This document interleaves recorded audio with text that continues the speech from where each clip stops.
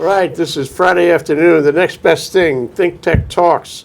Today we're talking about organizational change and sustainability with Shanah Trevenna. Sure. Okay, and she is with not only the Sustainability Association of Hawaii, but also the Impact Hub, which is just coming about into existence now. Welcome to the show, Shanah. Thank you for having me, Jay. Shanah. Yes. Okay. Yeah, you had it right the first time. All right. So first, let's talk about you. Sure. You know, this isn't about me. It's about you. The Beth Midler thing. Sure. Let's talk about what you think about me. I'm on your show. Okay. Remember that was a great line. Yeah. I do. Anyway, so how did you get to where you are? Okay. So I actually came to Hawaii 8 years ago from Canada because I believed Hawaii was going to be energy and food independent in my lifetime, and I wanted to be part of that. So I came here through UH. I came and did a master's degree after being a mechanical engineer in Canada. I did my master's in urban planning here and learned a lot about I Kakaako. want to go back to the engineering for a minute. Oh, do you? Okay. You decided earlier then you wanted to be an engineer. Why? Oh, well, let's see. I started off in medical school, and my roommate was in engineering. And when I helped her with her homework, I realized You knew a lot about engineering. I really liked it, and it was about innovation. Yeah. And medicine didn't feel like that to me. And so when I got into the idea of engineering, I thought we can create new things, new solutions that can form the future. Right. That was my inspiration. That was like a peek into the future Sure. for you, because then you were going to, environmental things were just outside that. That so. was way over the horizon when I started this. Okay, Yeah. all right. Yeah. Okay, so now you're an engineer. I'm a mechanical engineer. I'm working for big corporations, and they're Actually had a career going. oh, big time. Yeah, so big that I was in charge of the first transfer of production between the Canada plant and a Mexico plant for a huge organization that you would know, corporation. And when I got there, the way that they were treating people and the planet turned my stomach. And it turns your attention too. Big time, yeah. Yeah. Yeah, and I had a choice. It was early in my career, but I couldn't participate in it with a company that was going to treat the community and their workers and their rivers and land the way that I saw. And it was, yeah. This is a little worrying because, I just read in the paper this week that Mexico was trying to set up a competitive manufacturing sector, With to China. compete with China. I know. And you can just guess how they're going to do that. It was very concerning to me too. I read that article. Yeah. Yeah, I've been following along what's been happening in Mexico since I was there 15 years ago. Yeah. And, they're aggressive in their intention to grow and be part of the global economy, which is a wonderful thing. But the how is so important, and it can either be an exploitive process or it can be a generative process for everyone involved. So the likelihood is there's going to be at least some exploitation going on with it. From what I experienced, probably. But Because you had this moment with Yeah. this unnamed big corporation Sure. where you said, boys, girls, whatever. No, it was boys. Boys, thank you for clarifying It just that. Boys, I'm out of here. Farewell, sayonara, and arrivederci. And let's have a 3-hour exit interview so you know why. Yes. Oh, really? Yes. Okay. That must have been a fun day, actually. It should have been recorded and broadcasted. Yeah, I was able to really lay out what had gone down. That's Yeah. good. Yeah. That's good. Get it good. off your chest. Sure, Tell yeah. them what for. Yeah. And okay. Well, then, it was in a productive way. It was like, and this change should happen, and this change should happen, and yeah. Good. Was that in Mexico or back That was the in US? Toronto, where I'm from Canada originally, so it was in Toronto. Mm-hmm. All right, so there you are. You're walking out of this meeting. Good to be done with it. What happens next? We're really going way back. Okay. I'm so curious. No, this is great. This is great. I was curious too. And a little lost. It was just, what do I do now? And it took a while. I did some consulting on my own. And then I saw a course called Technology, Society, and the Environment at the University of Toronto. And I said, those 3 things in one course? What? This was not what I just experienced in tech.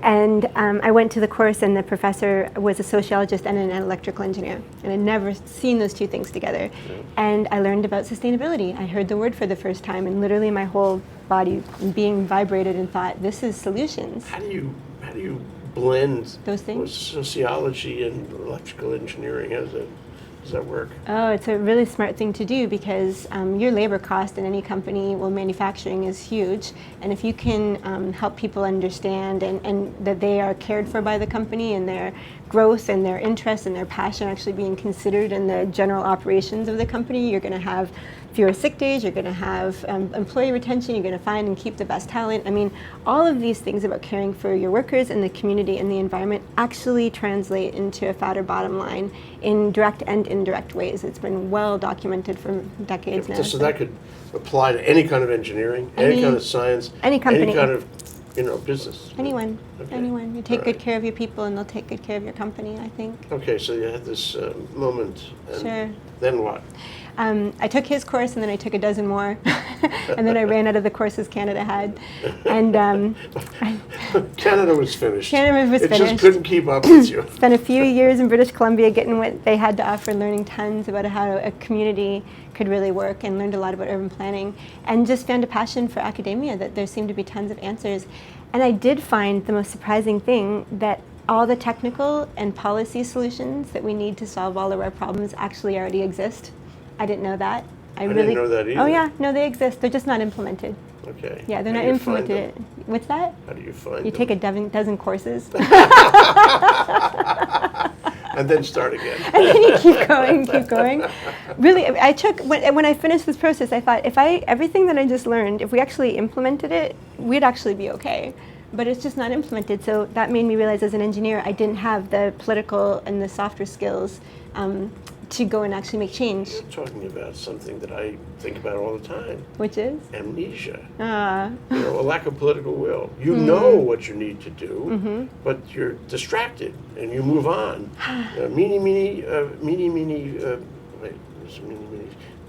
It means the fickle finger of fate wrote and moved on.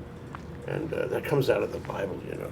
Well, And I can give you, if I had a moment to think of it, I would tell you the exact words, the handwriting on the wall. Mini, mini, tekel, farset. Those were the words on the wall. Anyway. And it means? Nobody knows. Oh. It means, though, I mean, in a general sense, it means that we forget what we were doing, and we move on. We become distracted, and we lose political will. And if we would only remember and focus on what we started out doing, then we would do it. Mm-hmm. I would even add some complexity to that. Unfortunately, it's always a little more complex. There's this thing called path dependency, which means that there's a lot of self-reinforcing processes that are part of every single path.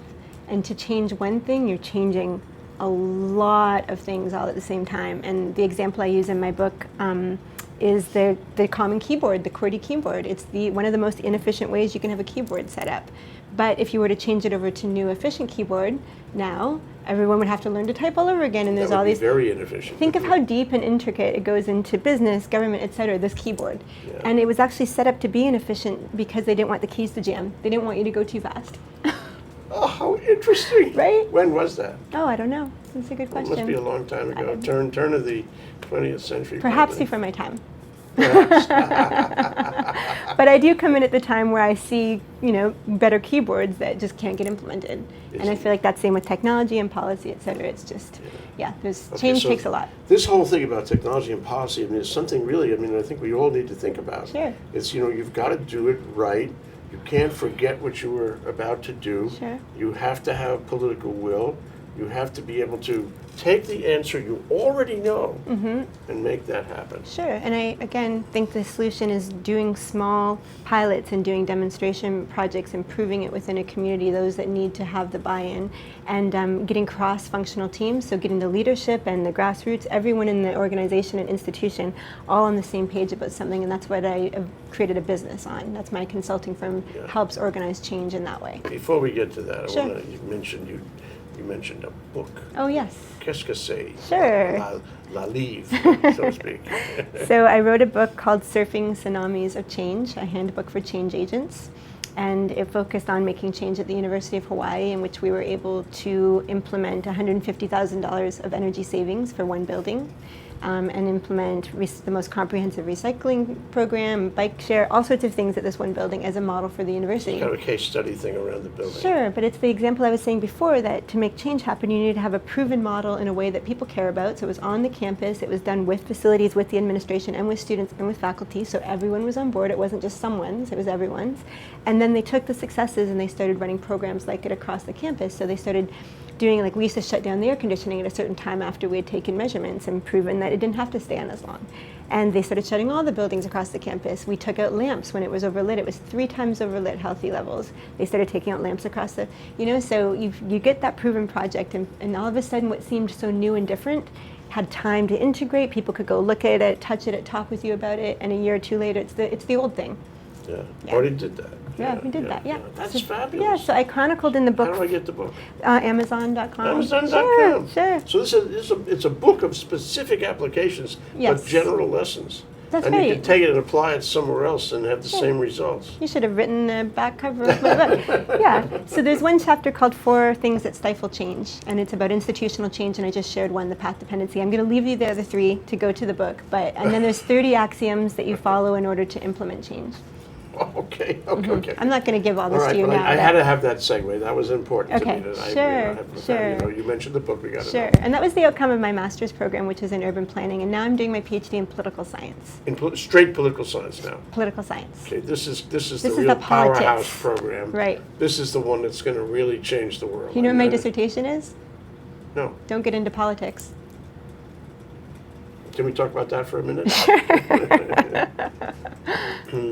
How can you do politics without getting involved in politics? It's really interesting. For my dissertation, I'm actually interviewing 100 business leaders from across the country that have created businesses that use their ability to influence the market and communities and their workers for good. So they're making positive social and environmental impact. Yeah. And I have a business like that too, my consulting firm. We're going to talk about that in a minute. Sure.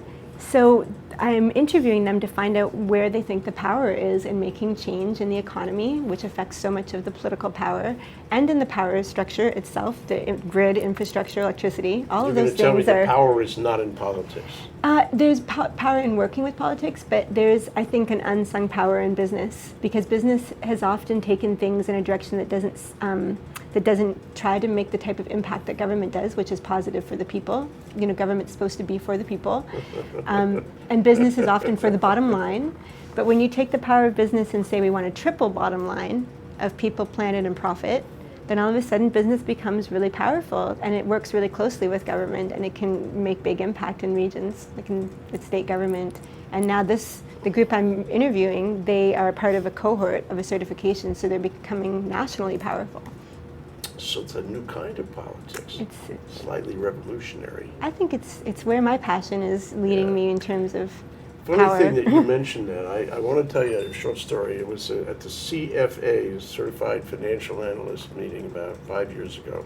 And they brought in a woman from the business school at Harvard. And she made a statement that I never forgot, and you reminded me of a statement. She said, is the power in a global world in the government, or is the power somewhere else? Because if you have to, it's irresistible that you measure power by the amount of money that travels from point A to point B. I mean, across borders. And if you measure the money that travels between governments, it's relatively small against the amount of money that travels between multinational corporations. So in a more accurate analysis, the power globally is held by the multinationals, not the government. Don't get all sweated up about the government. They're becoming less consequential. Isn't that interesting? I would have to say I agree, and it's been closer to home for me since my first early experience in that corporation. This was in the late 90s when globalization and Naomi Klein's book No Logo came out, that showed how this process of globalizing multinationals trying to go everywhere was exploitive in so many ways. We could talk a whole show on many shows. Is it changing? I think so. I mean, you're trying to change it, Sure. but is it in fact changing? Yes, I actually really very much think so. There's corporate social responsibility, which is self-governance in effect of businesses to say we're going to adhere to certain standards that matter to our community and to our constituents or the market, wherever you want to go with it. So this is a global movement for CSR. I mean, not to say that that's solving everything, but that exists as a movement is... The first step is awareness. It's a first step. And they're having to adhere to practices. So the other thing I'm really into is the certification called B Corp, It stands for Yes, Benefit yes, of Corporation. course, yes. So I was the 5th B Corp in the state, I believe. Really? Good for you. Thank you. Thank you. There's a whole bunch of us now. That's really putting your money where your mouth That's is. it. That's really it. important. That's yeah. right. And I wouldn't have known about it if I hadn't been president Tell of. them what a B Corp is. So B Corp is a certification that says that your business is transparent and it serves the community and your workers and the environment, that you have governance that makes sure that everyone is participating in decision making financially and in operations, and that you are making sure that what you do, the more of what you do makes things better. That if you do what you do, things are going to get better. It's a profit corporation. Absolutely. It's a profit corporation Has to which be. has a number of characteristics of a nonprofit corporation. Well, you know, what I like to say is it has, having been president of a nonprofit for 3 years and now run a business for a few years, it has the transparency and accountability and mission of a nonprofit with the agility of business. Yes. Yes. So you consult Yes. with these principles. Yes. So you have a consulting firm, and that's not the Sustainable Association of Hawaii, or is No, it? that was the nonprofit I was president of for 3 years, and I'm still on the board. Okay, Yeah. but now you have a consultancy. Sure. What's that called? It's called Smart Sustainability Consulting. Okay, so I have a company, Yes. and I come to you and I say, I may not be a B corporation, but I want to be a B corporation. I want to do the right thing. I want to have the right processes and be a good citizen of Sure. the business community of the world. And you're going to consult with me and tell me how to do that, right? I mean, that's some of the things that we do, but we actually run large programs for institutions. So we work with the National Guard. We help them. We trained their personnel of all levels of the institution to have energy intelligence of their buildings. We did the same thing with the Department of Education. So we have flagship programs that help large institutions deal with sustainability and how they use their buildings intelligently. Okay, so you talk about buildings now, and I mean, that is very important. And so, in your world, Yes. and I realize it's a broad world, there's a lot of things happening in your world. Can you tell me how you see the word sustainability? What does it mean to you? I mean, what does it cover? How much and how little does it cover? My grand conclusion after my long journey of sustainability is that it's meant to be a fuzzy word. It's meant to be a catch-all. See, you heard it here on ThinkTech. Now you know. It's meant to be a catch-all, but I think the way that I find it most powerful is if people, planet, and profit are being considered simultaneously. And if that is happening, then you know that the profit part is going to allow whatever you're doing to be sustainable. If you have an organization that's doing great things out there, if it's able to bring in its own income stream, it's more likely to be able to continue to do that good work.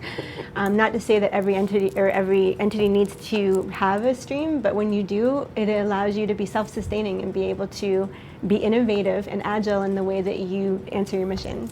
Okay, and I come to you because I agree with your definition, or I come to you for some other reason. I come to you because because my stockholders or my directors are saying, Fidell, clean up your act. Right. We want you to be a responsible company. Yeah. You know, go talk to Shanna right now. I've been approached for things like, we have a large institution that's on every island with people that have the full spectrum of understanding of this from nothing to 100. And we want to get everyone on the same page, and we want to make sure we're doing the right thing. And I'll set up usually an 8-month to a year-long process where we get a board together with all the stakeholders, and we have monthly meetings, and we come with a strategy, and that strategy is as diverse as the company is. And it could reach into any aspect of the company's being. Any aspect. We do the strategic planning, and we do a lot of stakeholder engagement, getting everyone together and making a plan that everyone's excited about and that's doable so they can get real results in a short time. Therapeutic. Yeah. Yes, I think. Suppose the company says, thank you, Shanna, we really appreciate that. A little much for us, though. We're not going to do this, and this. Sorry. Yeah, I don't come in and tell them what to do. We have a process that allows to emerge what works for the institution and their culture. It has to evolve. Absolutely. We come in and bring the stakeholders together and say, we're going to help you assess where you're at, and then we're going to look at this and talk about what's realistic for where you want to go, and then make an incremental plan that's going to make it doable for you. It is therapy. It's corporate therapy. It's kind of fun. Yeah. Sounds wonderful. Yeah. But Everyone enjoys it. We laugh a lot. I'm euphoric about this. Yeah, we laugh a lot. We have fun. Yeah. I'm having so much fun I can't stand it. Anyway, we're going to take a short break so I can, relax for a minute. Shanah Trevenna, Sustainability Association of Hawaii, also the Smart Sustainability Consulting? Impact Yeah. Hub. And we're talking about organizational change and sustainability here on the next best thing, next big thing, and also best, both ThinkTech Talks. I'm Jay Fidell. We'll be right back in 1 minute, right? Hello, I'm Martin Despang, and I'm the host together with the one and only Ali Amashta, and our show is called Urban Transcendence. And Urban Transcendence is about identifying where we have a unique situation of a vibrant city in one of the most beautiful natural environments. So how these two can coincide, sometimes conflict, how they could find reciprocity in the 21st century is what we're excited about. And we're planning on bringing in a diverse body of guests, both from the arts and the science and the established and the wise and the emerging generation. So hope you will join us. We'll always be on Thursdays from 1 to 2 p.m. Thank you very much. Okay, we're back. We're live. You know, I've had a moment to reestablish myself here. And I'm having so much fun. I really enjoyed it. Thank you, Shanna, for being here. My pleasure. Thanks for having me. Shanah Trevenna, Sustainability Association of Hawaii. Also the Impact Hub, which we're going to talk about in detail. We're talking about organizational change and sustainability here on the next big thing, and maybe the next best thing here on ThinkTech Talks. So now you have this, you have this consultancy, and you are doing corporate therapy of a kind. Sure. You pardon me for framing it that way, but I think I'll go with probably it. Not inaccurate. I'll go with it. And Everybody feels better. and now, okay, we are going to the next step. Okay. Qu'est-ce que c'est? That's French. Qu'est-ce que, you know that from I'm French Toronto. Canadian. Yeah. What happens? Sure. So in parallel of running my business, I was also president of Sustainability Association of Hawaii, which is the voice of green business in Hawaii. And we we were thinking about making a certification in the state for green business, and reviewed nationally what was out there and found out B Corp was the best thing, and that a lot of B Corps were working at impact hubs. So we were talking about this in the nonprofit. At the same time, in my business, I have 10 staff. We go to people's locations, to their businesses, and we spend time with them. So 90% of the time we're out there in the world, but 10 to 20% of the time we need to be together, working hard in lots of different ways. Sometimes 12 of us in a meeting together, sometimes broken out, and we couldn't figure out the right way of having space. Coffee shops, renting something, where in between. And someone said, you should check out the Impact Hub. So I went to San Francisco, and I went into this space where there was 200 people all working together, collaborating, walking over and talking to each other, right in the core mission. And all around the outside of the room where everyone was working together, there was all of these organizations. There was a nonprofit that gives legal service to environmental companies. There was, street help for people that were addicted to. I mean, you name it. There was everything, and everyone had a social or environmental mission.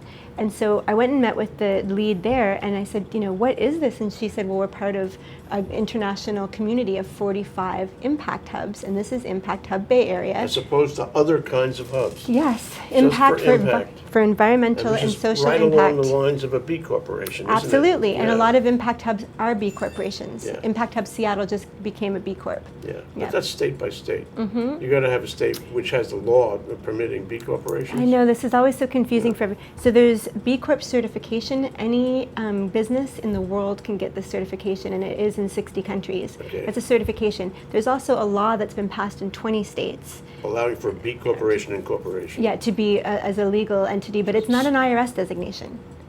So Okay. you still are an S Corp with the B Corp Whatever layer. the real, yes, You just get an status extra is. layer. But the goal is to get it passed in enough states and get enough momentum that there becomes an IRS designation, so Yes, these B Corps can yes. eventually get tax breaks. Yes, and I think they will ultimately. 'Cause Hopefully. it has legs already. Well, I heard there's a representative here locally looking to have that implemented in the state.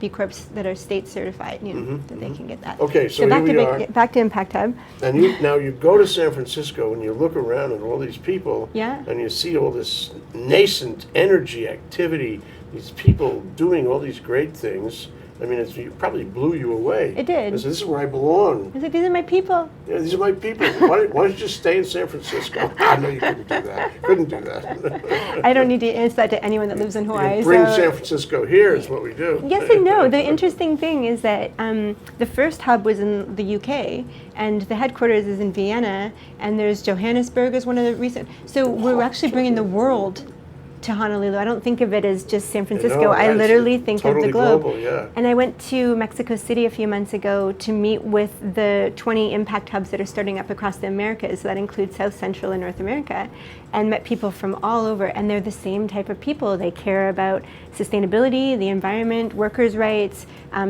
creating a local thriving economy and doing it in the unique way that serves Guatemala or Ottawa or wherever they happen to be from. And so it's really, you find your own flavor, but you're part of this global network. So now, a couple of things you realize. One is there is this impact hub concept, that it's working. Two is that all these places are connected. Yes. And it's a global network. Yep. And now you're armed with a whole new mission. Okay, and the mission is to come out here, come back here, establish an impact hub, and make that part of the same global network. And you're doing that, aren't you? I can't answer that you're doing that because there's 40 people on my planning team. So we are very much doing that. And I have to say that I wouldn't have really gone for it if I didn't come back and find so many people that were feeling and talking the exact same way. I co-founded with Shanah Farnsworth, who is the head of Blue Startups. So she's heading an incubator, a local sustainability-focused incubator in the state, and has been long involved with the Angels Network and the investing community. And so when I had been representing the small business green community for a while, and she'd been doing what she did, and we were like, we're really good co-founders because we want these communities to find each other, and they want to find each other. So we thought it was a good partnership. And then instantly, within a 6-month period, we had 40 people on a bunch of small working groups looking at the space, thinking about the operations. And so where did the 40 people come from? They're all professionals that have their own businesses and their own careers, but really want to see this in Hawaii. So this is their payback, their contribution to the common good. Yeah, we have artists and architects, and we have people that are a lot of business owners and engineers, people that are in education that want programming there, people that want to create a health and wellness program for corporate leaders and business leaders. The young, the old? Full spectrum. Full spectrum. Are they local or from somewhere else? Mostly local, but some people that have been here for a few years, but everyone lives here. So this is an important group. I talk about the millennials all the time. We have those. Sure. And I talk about, how the millennial generation is coming together, not necessarily the political awareness just yet, but it's coming soon, and they're focusing on Kakaako, and you seem to be right in that track right there. Yep. So, okay, so you get the 40 people are on the same page. The 40 people can understand and relate to this global network and B Corp and Impact Hub, and they say, okay, Shanna, let's find a place. We need a brick and mortar here.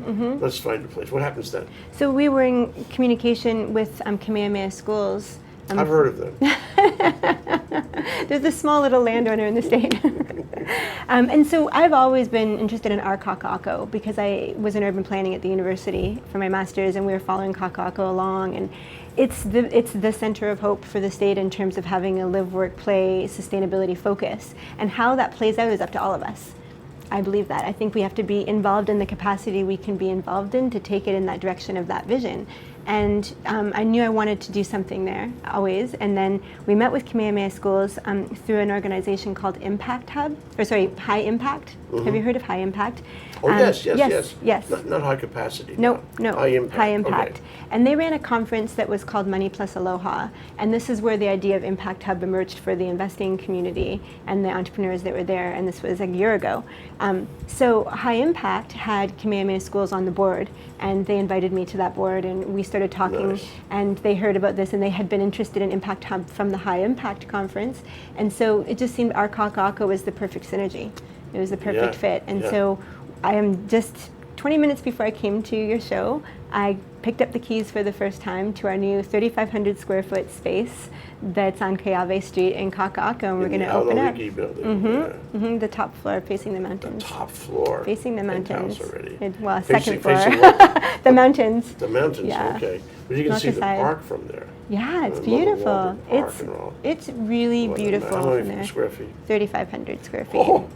This is not a starter. This is a middle ground. It is already. a starter because most hubs open at around 8 to 10,000 square feet, and we do intend to move to a larger location in Kakaako, but this is our 1-year location. And our intention is to work with KS and all of these 40 partners to bring programming and to set up the space so it works for our community and really innovate and try this and try that and Give see me it works. examples of the kinds of projects you're going to do. Oh, from sure. We're going to have Nexus Night. So this is going to be with the state sustainability coordinator and other leaders of different issues in the state. So the first Nexus Night is going to be the intersection of multimodal transportation, community economic development, and public health. So we're going to bring people that have different perspectives on these things. Kakaako conversation. It is. That's just one of them, and we're going to have them on the regular. And we're just going to come with different nexus of issues that need to be talked about in a very safe third-party space. It's all about solutions and not about tearing each other apart, but really getting past the party line, past what you could read on the website, and more into, we have all these great people in the room. Let's not just put our piece forward. Let's weave these pieces together into something that could actually be the public coming into the room absolutely now? every time. It's all open to the public. So this is an open conversation. Absolutely. And it's about I shouldn't say millennial because it's more than millennial. It's about the enlightened group, if you will. It's about our Kakaako. It's about what's happening. And how to make Hawaii really amazing. At the center of everything. I think so. And as I'm so glad you came down. Oh, thank you. I've been writing an article about this. Really? Yeah, it's not a PhD dissertation. Be thankful for that. When you asked about programs and millennials, that's a big intersection of my research. Every CEO from across the world that I'm interviewing for this dissertation, I asked them what they think about millennials, and they said that being a B Corp is the best way to attract the best of the millennials. That was when I asked them what benefits, they'd say we get the best of the millennials without me even prompting sometimes. So there's a big intersection. We have a group like that on our team, and they are designing a millennial-specific program that will not be called that, but they are designing programming that is really geared to those that are making that transition into the workplace. So. Okay, I'm going to take another break now. But after we come back, I'd like to talk more about Kakaako and about your thought about Kakaako and how this co-working space could be a kind of a home for the discussion, for the conversation. Who knows what effect that would have? Okay, be right back. This is Shanah Trevenna, Sustainability Association of Hawaii, and now she got the keys in her pocketbook right now. Maybe you can show them to us afterward. She's organizing with a group of 40 an Impact Hub in the Alaliki building on Keawe Street. This is very exciting. Organizational change and sustainability, the next best thing. We are so happy to have her. We'll be right back in 1 minute, you'll see. I'm Jay Fidell. That's Sharon Moriwaki of the Hawaii Energy Policy Forum.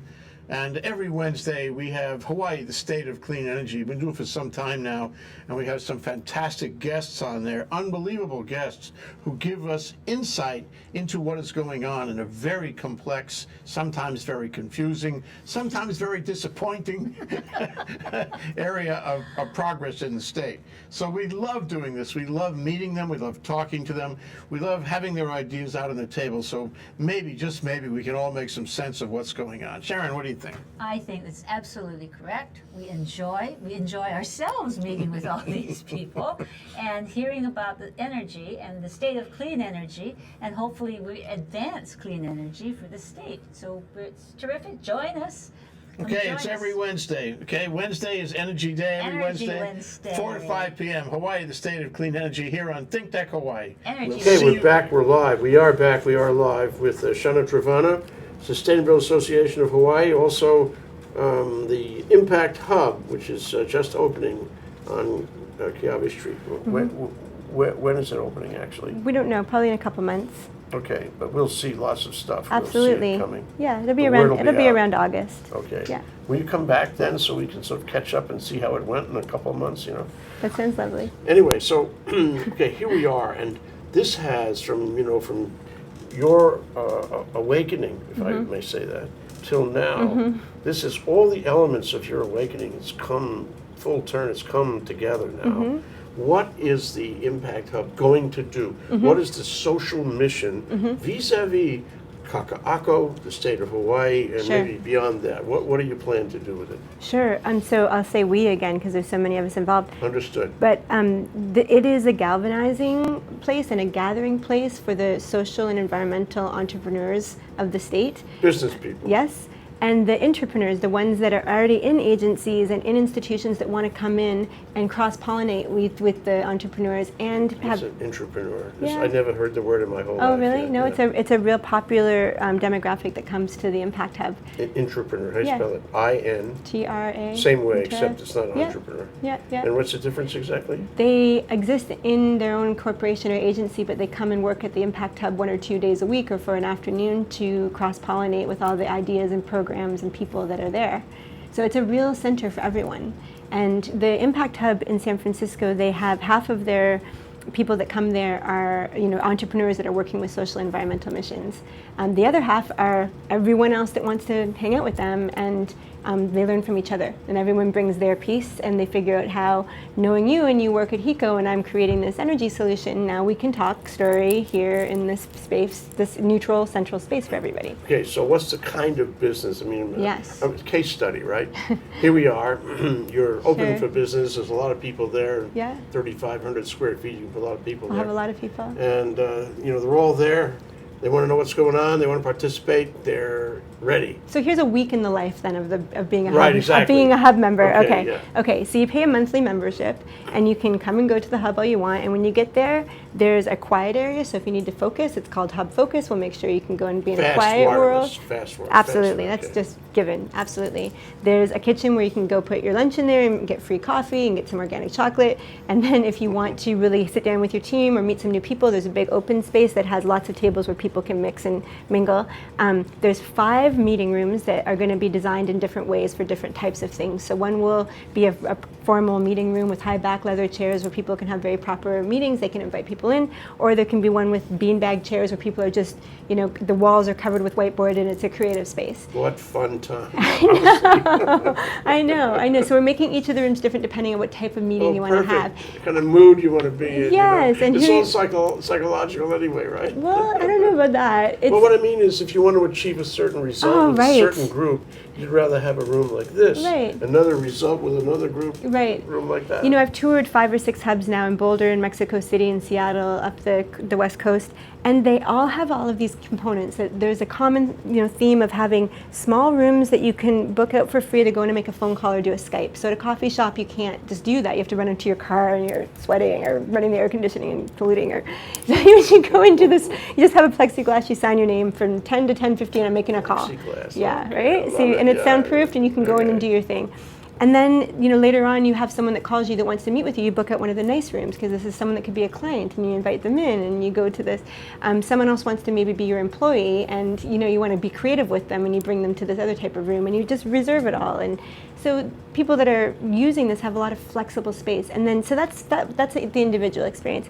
Then you get you see our calendar, and every lunch there's something interesting going on, and every evening there's an interesting pauhana. People are launching the new idea for their business. They're having a talk story about what we need in tech in Hawaii. They're having a lunch that's all about the food and developing a food business, and a lot of trainings on finance, of your staff, of the people, of anyone in this space. You learn about bookkeeping, about running your own business, LLC versus S Corp, anything an entrepreneur would need in order to be successful. Are you going to manage this? I think a few of us are going to manage this, but I'm going to definitely continue to lead It's going to it. require a lot of management. I mean, I Yeah. know the box jelly requires a fair amount of management. I'm glad you bring up box jelly because Ray Chung. Compare this with the box jelly. Sure. So Ray Chung is the leader of box jelly, and the first thing, we're a small community, and the first thing people would say is, what about box jelly? It's going to take down box jelly.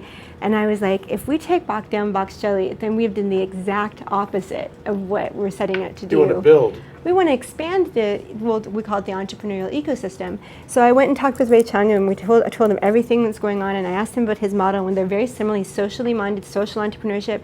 He has nonprofits that are centered there, that are doing similar work. They're doing similar programs. Everything's a lot of similarities. The difference with the Impact Hub is that it links into 7,000 members globally that have the same type of... Box Jelly has international connections too, though. Yeah, but I don't think they're formalized. What I mean is people come over and they're looking for a co-working space. They find the Box Jelly, Yes. From all places. Big time. But they're not necessarily pre-connected. Yeah. Yeah, So no, there's a I agree with difference that. there, I agree with that. I agree with that. So then I basically asked him, knowing all of this and now you telling me everything, do we need an Impact Hub? And he gave the most honest, beautiful answer. He's like, I don't know. And I said, I don't know either. I don't know either. So I went to Mexico City and I met with the 5 leaders of the first Impact Hubs in Sao Paulo and Vienna and London. How are you going to write this up? What's that? Your travels, your I'm doing a adventures. dissertation, But this is going to be in the dissertation? which would be the second book. It'd be the first dissertation that got to be a bestseller on the New York Times list. That's what we're all Never mind. hoping. It's B Corp and Impact Hub. It'll all be in the next book. My B Corp travels. Yeah. The hub tour. The hub tour. What do you call it? What's the official name, by the way, of the dissertation? There's no name yet. Do Okay, you have an maybe. idea? Well, no, I will think about it. Okay. Our next visit here today. Come up with it? Yeah. Okay, I like these yeah, tasks. We'll do it. Yeah, that's how things usually move forward. Someone tasks me with something. All right, you're on. So back to Ray Chung. So I went to the Mexico City Summit and I asked everyone there, I said, I'm really concerned. There's this amazing co-working space already there.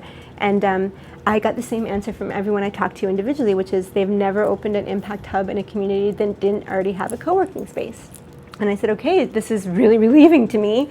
What happened next? They said 10 more came.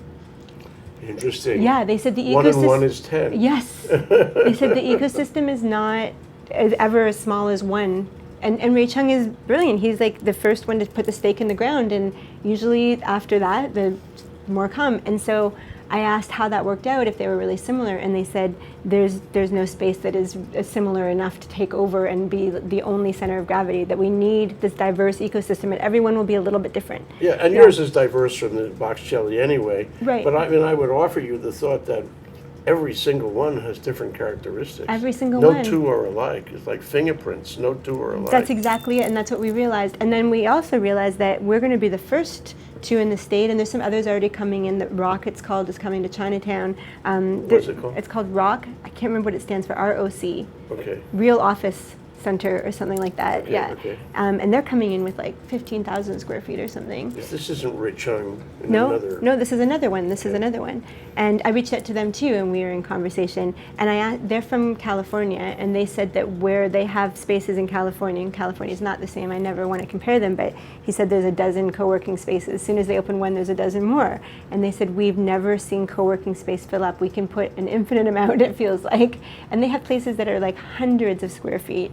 And I was like, I wasn't thinking that way, and I don't think that that's going to be the same thing here, but they said the only competition that we see is those that are not in collaboration with us, because when we're in collaboration, we can make sure that our programming doesn't happen at the same time, that we know what each other's doing. Yeah. Well, because there's going to be people that come to us that we just say, we don't do that, and we don't want to do that, but there's somebody else already doing it. And that's the same with the incubators that already exist. That's the same with the entrepreneurial programs and the trainings. We want to be a place where people that are already doing great things can be highlighted and have a space to do those things in and can be connected to this community. We're about the community and connecting them to what already exists and then filling in the pukas where it doesn't. Why do I have to wait, 60 days to actually see this? Why are you making me wait? I have a key. But take it on the macro level, though, Shanna. Sure. And that is that, you got, Box Jelly, got the Impact Hub. Yeah. No, maybe 10 more, too. Yeah. And now you've got them all over, and each one of them has its own activities, its own people coming and maybe networking with the others, and there's a lot of things to do. Yeah. A lot of people doing a lot of things that they were not doing before. Okay, now you're exciting the generation. You're maybe bringing the generation together. I don't know if this is the plan. When you say the generation, what do you mean? The generation of people who would be interested in this. But And it's I'm not generation I'm not limiting specific. it to the millennials Okay, either. okay. Because really your we have the market. full spectrum of. Yeah, I agree. Okay. Your market, whatever it is. I mean, a lot of which has to do with Kakaako. I mean, people see Kakaako as a gathering place. That's why we're there. Yeah, a good choice. Actually, an essential choice. Agreed.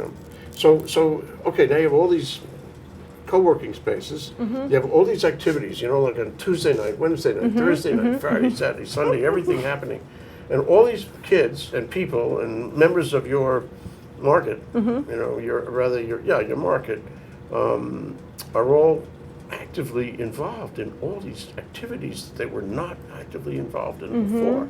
Okay, so what is the social change? What does this represent in your mind's eye for the future of our city and for this network? I see a culture shift towards understanding receptivity towards these types of businesses, to building a diversified, local, thriving economy. Ray Chung, I love when I get to hear him speak, because he says we graduated from school and we couldn't find jobs, so we made jobs.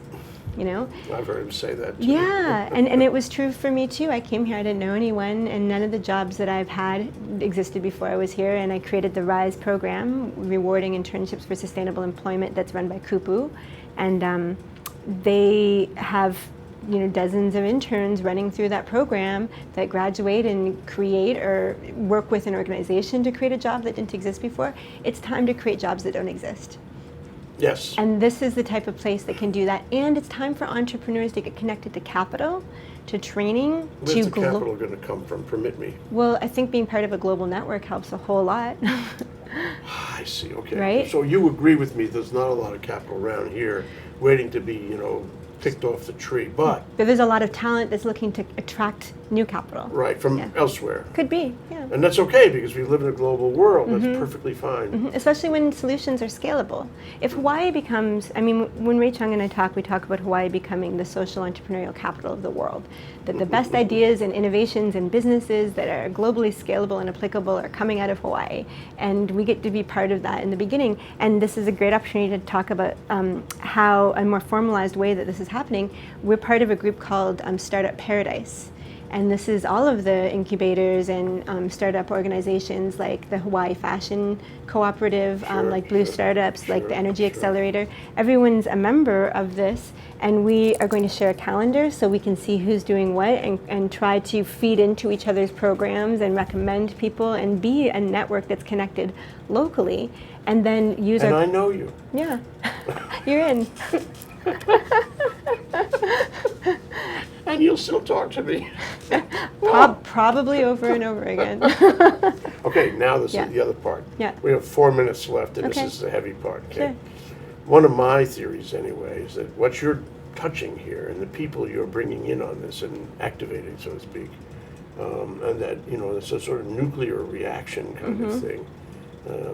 It's more than viral. It's more than viral. This is a political force, especially to someone like your own self who looks at the world through the eyes of a political science candidate for a PhD. Right?